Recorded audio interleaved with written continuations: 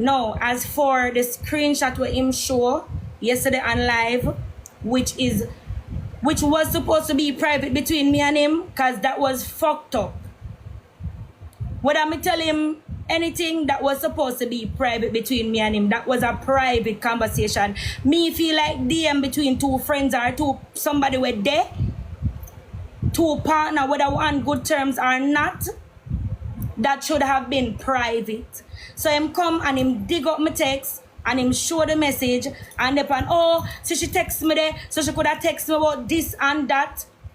She could have text me and me tell him, me message him and me say, as a friend, because me think everything done and whatever. Me I say, you know, say, me proud of you though.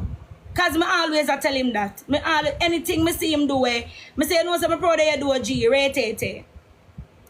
So, same like how me said that in your DM, you could have come tell me in my DM too. Because I don't know what you're trying to do, what you're trying to imply, where you try to turn the people them against me.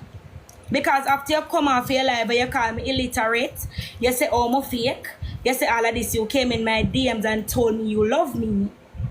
So, me now understand where you try to get at, and then you turn the whole narrative.